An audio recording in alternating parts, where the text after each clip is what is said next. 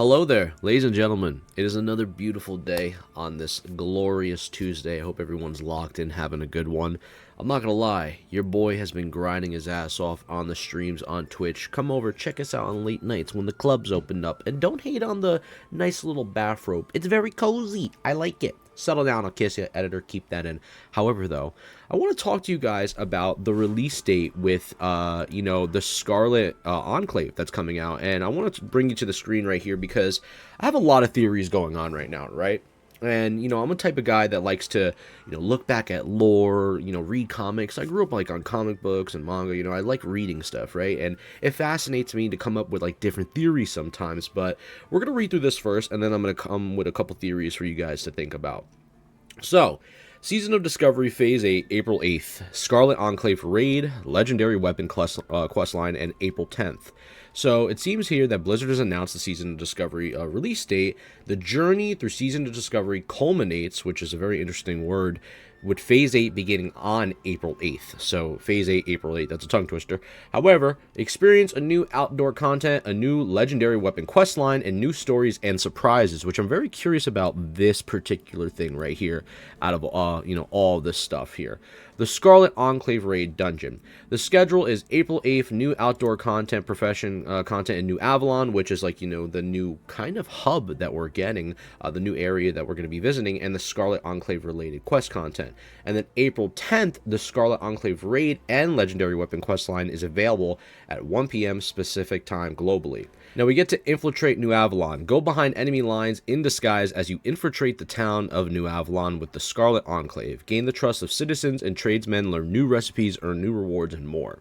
As well as the new legendary weapon questline. Warriors, hunters, and paladins can undertake an epic quest to restore a fallen weapon to its glory. Will you succeed, or will this stored weapon remain shrouded in darkness? The future is uncertain. And then finally, the new raid, Scarlet Enclave. A splinter faction of the Scarlet Crusade needs your aid in fighting an insidious evil at Tyr's hand.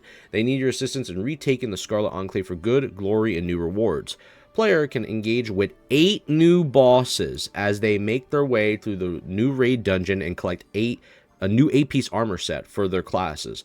So this led me to start thinking about things like, is it possible that the new 8 bosses in the Scarlet Enclave have any relation or possible connection to the Scarlet Halls of the Armory location where we fight Herod, of the 11 statues that are there of champions of long ago? And is it possible any of those champions on the wall are either a raid fight or just some type of NPC spirit giver that is, a part of a quest line during our, trials in the Scarlet Enclave? And I'm very curious if they're going to bring any of that back, because World of Warcraft is very fond of its vengeful spirits and, corruptions and scourges, right? And we get to see that with, Alexandros Mograine, right? When he gets to fight his sons, right? And we also see that when he kills one of his sons, Renault, in the, cathedral. But at that time, even though he killed his son, Sally Whitemane doesn't die.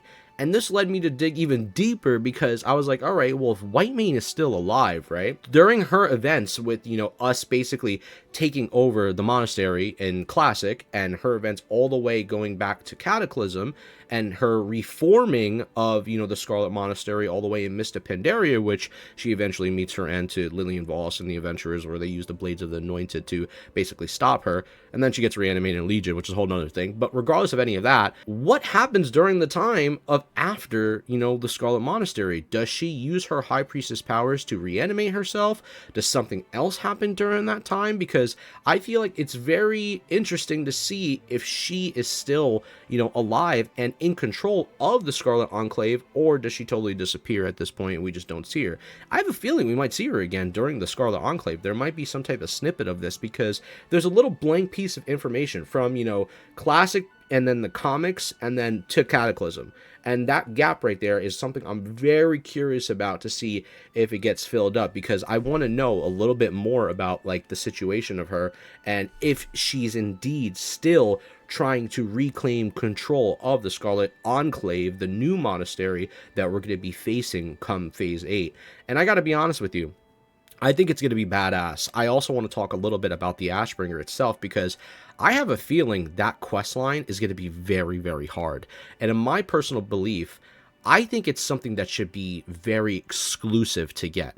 I think it's one of those items that not every guild should be able to obtain so easily. Like, it requires a lot of steps. It requires a lot of, like, instruction, and also the fight that you should fight at the end for it should be taking off the hands of either Alexandros Mograine or his son Darian. However they want to go about it in order to obtain this weapon, I think is something that I'm going to be quite fascinated with, because I think it needs to be treated as an exclusive quest to, get this item, and it's like a one item for guild type of thing. That would add more weight and value to the sword itself, and also more importance to it on how legendary its name is, to be the title, the Ashbringer. Even if you get the weapon, maybe it even gives you the title on your name, the Ashbringer. That would be fucking sick if you go through all the steps during AQ and you become the Scarab Lord, right? That's what I'm thinking about.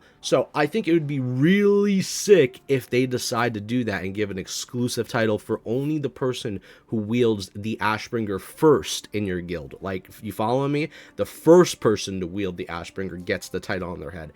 That would be some badass shit right there. That would add some exclusivity, and I would really appreciate that. But who knows? Obviously, it could be possible they just hand these things out like candy, right? It is what it is, but for the most part, this weapon's going to be fucking insane, too. Like, it's literally the best weapon of all time, like hands down. It's one of the most iconic things ever in World of Warcraft, especially for classic users. Like, history of always talking about it, right? And cleansing this bad boy too. But I think it should be a way that we have to fight either Alexandros or his son or whatever else they decide on, what kind of corrupted boss we're fighting, to rip it off his hands. However they want to handle it, I think that's the way it should go. But besides that, I'm not going to lie, guys, I'm really excited for Phase 8. I think it's crazy that it's coming out on April 8th. It's coming out pretty soon, so that gives us like a couple more weeks of doing Naxxramas and going through, Nax to get a couple more pieces of gear. But for the most part, man, I'm souped. I'm very happy, and I want to know if you guys are happy in the comments below. Let me know your thoughts, and let me know what possibilities you think might happen in, New Avalon, because there's so much cool things and screenshots that I am seeing, which I'll show here, that are just like actually badass when I think about it, and it leads me to wonder what are the possibilities of different things and different unique NPCs and bosses that we might be able to interact with that might fill in the gaps for certain pieces of lore that we are, wondering about or missing in, time of its history of World of Warcraft. So I'm just very curious for the most part, and I'm just very excited to get in there and have a good time with you guys. So thank you guys for watching the video. Much love to you, and I appreciate you always. Keep on, and all that good stuff, and I'll catch y'all in the next one. Sir, my water bottle is almost empty. This is not giving Retribution Wells energy. Hold on. It's quite delicious. Bye now.